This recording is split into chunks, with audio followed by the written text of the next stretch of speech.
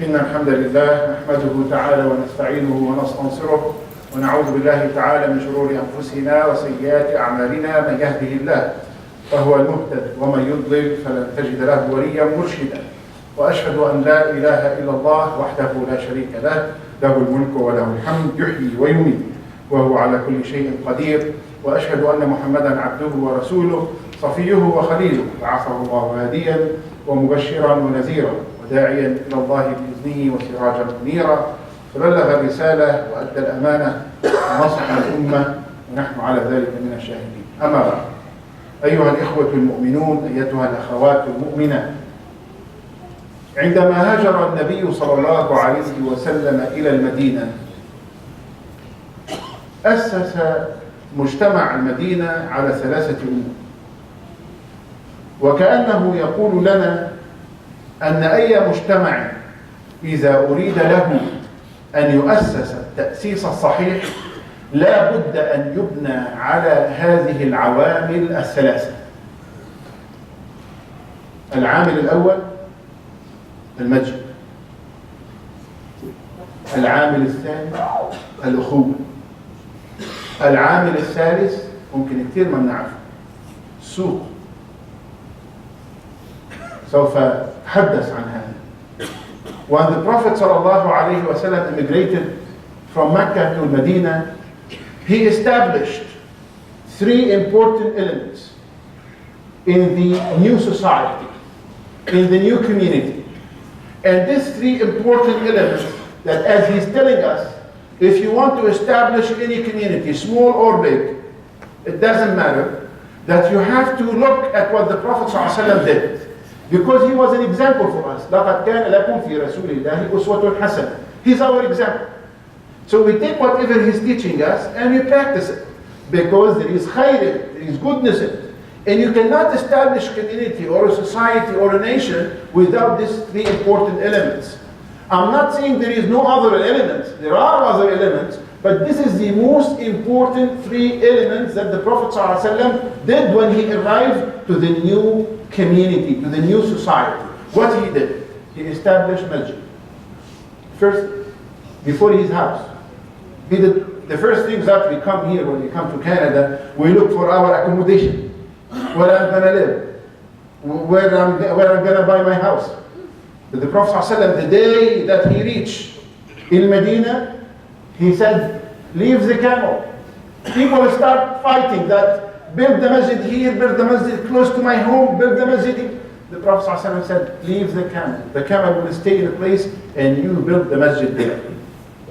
So the first thing that he has done to establish a masjid. The second thing that he has done to the new society, to the new community, he established the strengths, the strong relationship. He strengthened the body of the Muslims. He made ukhuwah between Ansar and Muhajirin. No matter where you're coming from, if you're coming from Mecca, you're from Medina, it doesn't matter. So he established this liaison, this very strong liaison. Without this liaison, without this brotherhood relationship, Ummah cannot be established.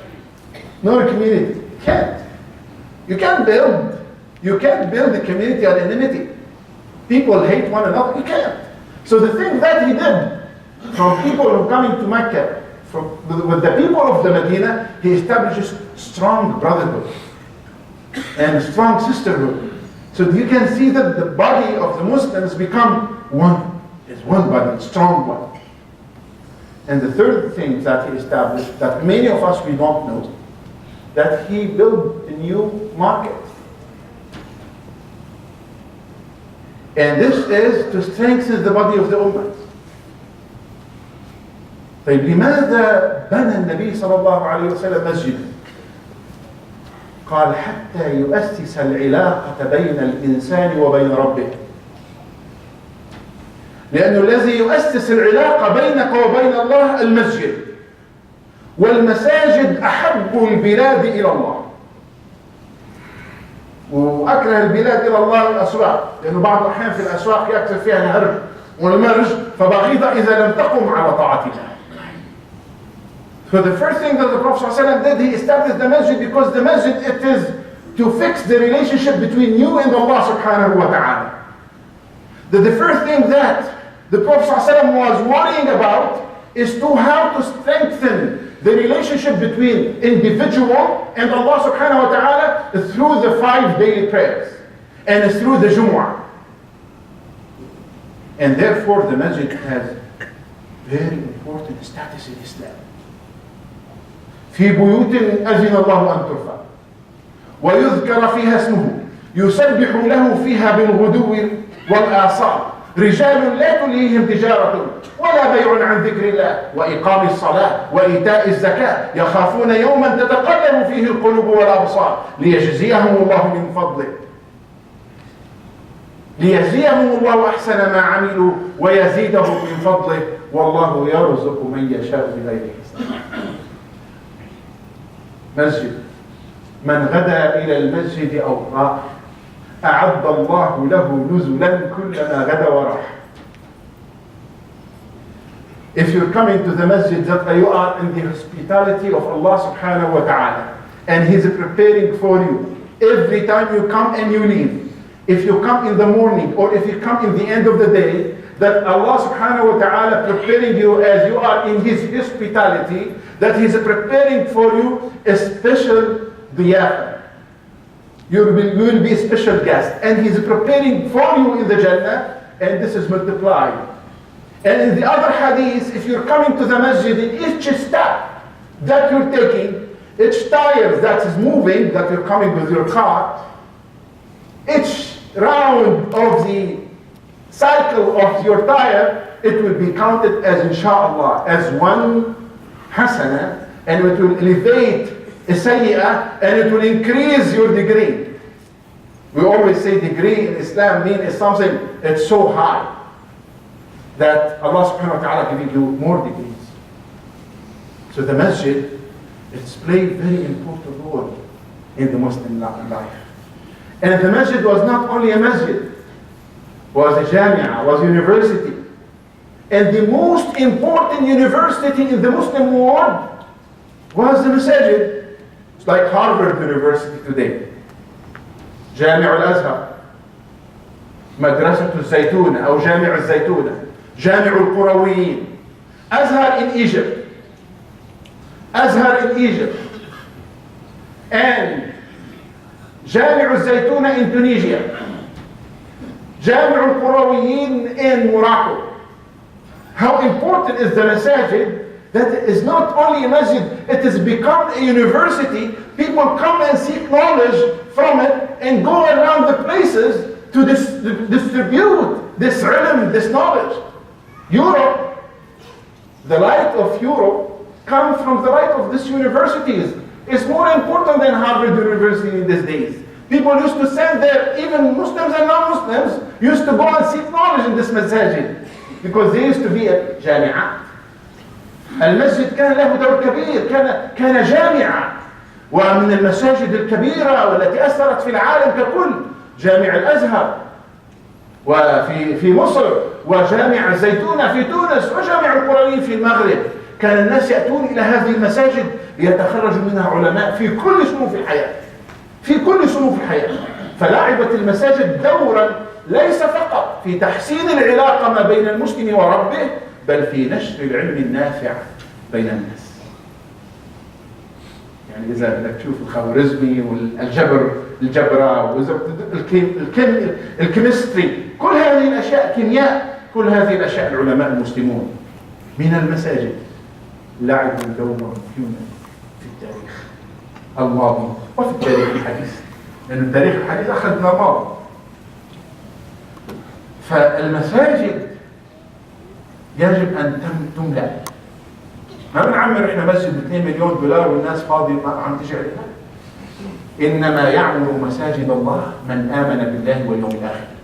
إعمار المسجد ليس فقط بإعماره كما ذكرنا، ليس فقط بإعماره بالجدران، هذا عمل جميل. من بنى لله مسجدا ولو كمفحص قطاع بنى له الله بيتا في الجنة. هذا شيء رائع أن يبني الإنسان مسجد لله عز وجل. ولكن أن يبني المسجد ثم يأتيه فقط في الأسبوع مرة، إحنا من النصارى. إحنا لسنا نصارى. يعني يأتون الكنيسة مرة في الأسبوع، هذا غير صحيح. نحن ديننا يربط الإنسان المسلم بدينه 5 مرات في اليوم والليلة. فالمساجد عندما تبدأ مساجدنا تمتلئ في صلاة الظهر والعصر والمغرب والعشاء والفجر، عندما تبدأ تمتلئ كما هي يوم الجمعة، فاعلم أن البوصلة قد تغيرت، واعلم أن النهضة قد بدأت. ولكن إذا كنا لم نعرف الله عز وجل إلا في اللقاء الأسبوعي فقط، في لقاء يومي، في لقاء أسبوعي، اللقاء اليومي 5 مرات، اللقاء الأسبوعي يوم الجمعة، اللقاء السنوي في الحج. ولكن هذه اللقاءات لا ينبغي أن تكون أسبوعية، ينبغي أن نحيي مساجدنا دائما أبدا كما أحيوها. هم سبب عزتهم ونصرهم أن مساجدهم كانت ينتشر فيها العلم والناس تأتيها غدوة وروحة. So the thing that makes them special, that the masjid, it is not only weekly visited masjid. We are not like other religions, that you come only on Sunday or Saturday and you do your job and that's it and you go home. No, it can't. Islam, when we see our masjid, it's full as it is in Jumu'ah, then you will see a lot of changes happening in the Muslim world. But when our masjid, and I'm sorry to say it, brothers, please, don't be offended, but this is the reality. Zuhr and Asr prayer, I pray myself and 2 people coming to the masjid. It costs $2 million, $3 million to build it. 2 people coming to the Zuhr and Asr, where are the rest? And how can we, the Prophet ﷺ, first thing that he did, he established masjid. And with only 2 people coming to the masjid for Dhuhr and Asr. Maghrib will have only 1 line, Isha maybe it's a little bit more. But what?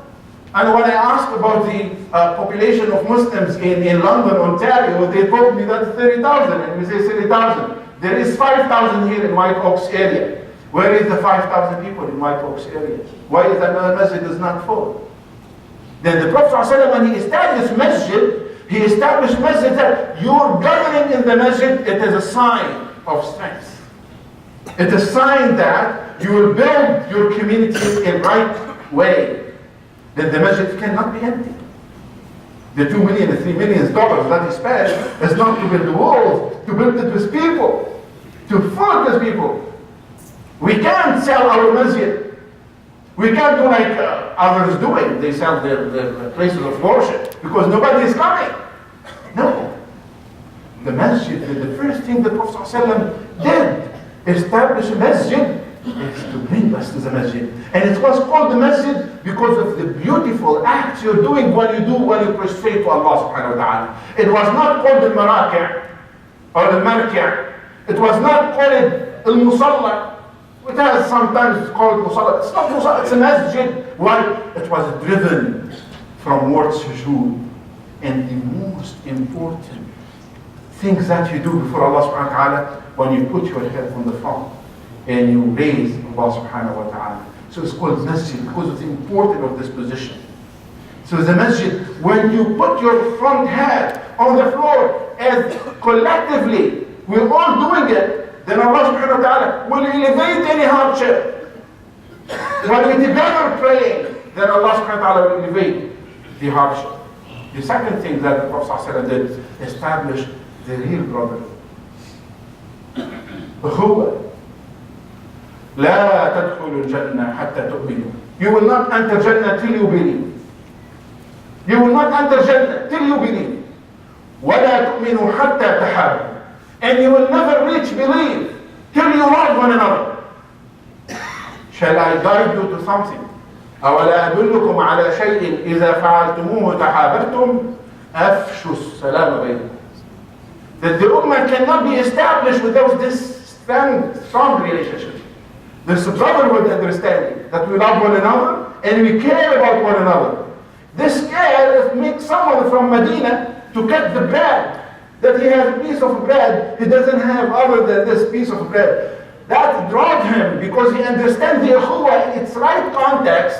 So it drives him to cut the bread between his brother. So when our masajid is empty and when our brotherhood is shaken, I'm not telling that we're, alhamdulillah, we like one another, we love one another, we care about one another, but it is not still in that level. It's not still. We need to work on it. Still, we have the issue of Lebanese, Pakistani, Iraqi, I don't know what names we bring to. It's okay, you want to like your country, it's okay, you can like your country, but you have to put Islam first. Your first nationality is that. Your first word that you belong to, La ilaha illallah Muhammadur Rasulullah. And when we have that, then people will not get into us and divide us. It's very easy now to bring someone who is long beard and put him among Muslims and make fitna of prayers. Shall you do this in the salah or you shall do this in the salah? People start fighting with each other. Because the relationship between the brothers is not strong. One person in one Jumu'ah, they said there is 2 adhan. And others, they said there is 1 adhan in Jumu'ah. And people in the masjid, they start almost going to fight. That one group, they want to make 2 adhan because this is what Uthman did in his time. So he add another adhan to bring people who are far. And the other people said, we're going to have only 1 adhan in Jumu'ah because this is what the Prophet ﷺ did. And they were almost to fight one another. One scholar, the Imam, entered the masjid, he said, next Jumu'ah there will be no adhan. I don't want adhan. Oh, they were surprised. How is the Imam saying there is no adhan in Jumu'ah? He said, in next Jumu'ah there is no adhan. Because ya akhi, adhan is sunnah and your brotherhood is fard. Your relationship with each other is fard. The adhan is sunnah. If we bring sunnah, if you don't bring sunnah, it will not really affect your action itself. But when you break this fard, when you break this relationship, then the whole ummah will be affected. And this is the actual problem today. What's happening to Syria brothers and Syrian families, it might really not really affect us. What's happening to Aqsa Masjid, it might not really make me worried if I'm from different part of the world. If what's happening to the people in Iraq or in Afghanistan or in Pakistan or in Somalia or in Sudan, it might not be so touchy. So we need to change that. We need to change that on worldly level, and we need to change that on community level. Because this is what the Prophet ﷺ did. He said community cannot be established if enmity is spread. If hate is spread, it cannot be established. And one of the preachers, and this is a fact, one of the preachers, and this is really something that's make you worry. Preachers, they go to our Muslim country and they want to preach for Christianity. And they leave Canada and they leave United States people, the churches is empty. They go to our country and they leave their own country. But let's say what's happened. One of the preachers went to Egypt and he was trying to preach there. And he said a report. And in his report indicate that we cannot preach well in the Muslim country because there are 4 important things that we cannot really remove. First, the Quran. Second, Azhar University. Third, the weekly meeting, Jumu'ah. Fourth is the Hajj. We cannot preach properly if there is Quran, Azhar University, and weekly meeting Jumu'ah, weekly meeting, and the Hajj, the conference, yearly conference. And this is reality. But we need to work on that more. And the last thing, market. If you free yourself not to bow to anyone except to Allah, if you free yourself not to worship anyone except Allah, this is what the masjid is teaching you, now we will be free. This is the freedom. The freedom is not to worship any man, any individual, any star, any moon except Allah. This is what the masjid teach you. But in the market, also your food should not be in the hand of anyone. Because your decision will be in their hand. If your food, if your economy in the hands of others, and you know the Jewish, they were a very strong community in the Medina. And all the weapons, all the food, market, it was in their hands. So the Prophet ﷺ said, you can't be like that. You have to establish your own market. You have to establish your own businesses. You have to, because if you're not free in your economy, then someone else will make decision for you. And you know the war in Medina with Aus and Khazraj took years out of Khazraj. You know, some people, they were put fire because they want money. They are selling their weapons. So they want money. It was for 40 years in Medina, 40 years. Because people who have the power is the people who control your food, the people who control your oil, the people who control your lifestyle. Then this will be an economically wrong. And then when he asks people to establish a market, that he's telling them, if you want a strong community, establish your own market. Then this will give the strength of the ummah. So brothers and sisters, we need to work on God very hard. Our masjid, we have to come to our prayers, inshallah. No matter, and I know many people, they are retired. I know many people, they can do it for Fajr and Isha. They don't have work. They can come on Fajr and Isha. And it's maybe 4 minutes, 5 minutes from your home. White Oaks area, mashallah, a lot of Muslims here. We can do it. Second things, don't look at where you're coming from. Look at you whom you belong. You belong to Islam. No matter what. Allah will not ask you, you were Lebanese, or you were Pakistani, or you were Malaysi. He will not ask you this question. He will ask you, you were a true Muslim or not? Did you believe in La ilaha illallah Muhammad Rasulullah? Did you practice La ilaha illallah Muhammad Rasulullah? How did you practice it? He will ask you about, this is the nationality of the Muslim. La ilaha illallah Muhammad Rasulullah. And the third thing that we need to work together. Yesterday a brother came to me and he was almost crying. He doesn't have a job.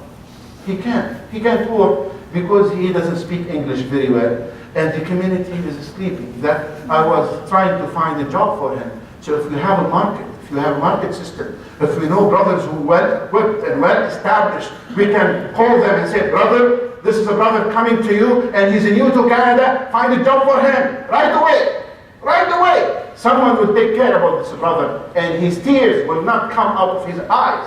This is our responsibility. If someone coming from the overseas to here and we cannot see his tears coming out of his eyes, then we have to be there to help him, find a job for him, find a wife for him if we can, find anything for him to help establishing a strong community. We cannot leave our brothers seeking help from there and left, from right and left, and we're sitting here enjoying our food and our company.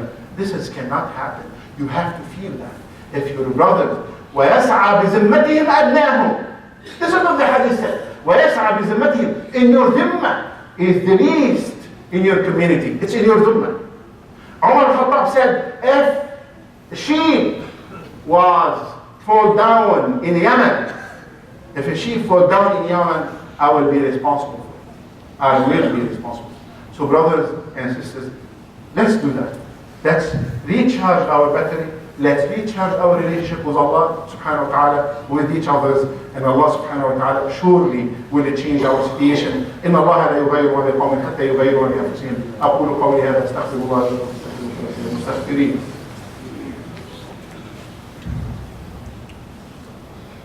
أستغفرك ربي لا أحصي ثناء عليك أنت كما أثنيت على نفسك وأشهد أن لا إله إلا الله ولي الصالحين وأشهد أن محمدا عبده ورسوله. عباد الله اعلموا أن الله قد أمركم بأمر عظيم بدأ به بنفسه وسن به على ملائكة عرشه وسلس به على عباده الصالحين. فقال عز من قائل إن الله وملائكته يصلون على النبي يا أيها الذين آمنوا صلوا عليه وسلموا تسليما. اللهم صل وسلم وبارك على هذا النبي الكريم وعلى من سار بهديه بإحسان إلى يوم الدين. وارض اللهم عن الخلفاء الأربعة أبي بكر وعمر وعثمان وعلي واجعلنا اللهم في زمرتهم يوم لا ينفع مال ولا بنون إلا من أتى الله بقلب سليم. Finally, I'm not going to take long of your time. The fundraising dinner for Syria was alhamdulillah a successful one, but I did not see the old faces. So I think that's still responsibility following us, and we cannot stay without sharing our care with our brothers and sisters in Syria. They collected 210,000, and I think we can do more. Those who did not have the time to be at the fundraising dinner, you can still donate to support the family, the orphan there, and as you know, the disaster is a big disaster. So we need to show this care toward one another, inshallah. May Allah subhanahu wa ta'ala multiply your donations, and this is not your money. If you're giving it and you think this is your money, you're wrong. The one who gives you the ability to work is Allah. the one who gives you your brain to think is Allah, then Allah is telling us to pay from His money. Like a father putting some money in the pocket of his son and telling him go and donate. Allah has the best example. So the money that you're giving from, if you think this is your money and you made it, you put yourself in a partnership with Allah. And this is very dangerous. This is very dangerous. This is shirk. The money that you get, and it is in your account, it is Allah give it to you, because He is the one who gives you the ability and the brain to think and the ability to work, and He opened for you the gates to get this money. So when He asks you to give this money, it's not from your money, it is His money. But also Allah subhanahu wa ta'ala giving you a reward if you do with it, as this is the way, this is the means that to get into the pleasing of Allah, to please Allah and into His mercy. May Allah subhanahu wa ta'ala help us to do that, and may Allah subhanahu wa ta'ala let us care about one another, establish our masajid, fill our masajid, and also to have our own system, our own economic system, our own market system, that we will help one another when we are in need. إنه سميع مجيب. اللهم برحمتك نقدس وعليك نتكل، لا تكلنا لأنفسنا طرفة عين، واخلص بناصيتنا إلى الخير. اللهم إنا نسألك من الخير كله عاجله وآجله، ونعوذ بك من الشر كله عاجله وآجله. اللهم ألف بين قلوبنا، وحد صفوفنا، اجمع كلمتنا، حببنا ببعضنا البعض. اللهم إنا نسألك أن تجمعنا دائما على الحق، ولا تفرقنا إلا عليه.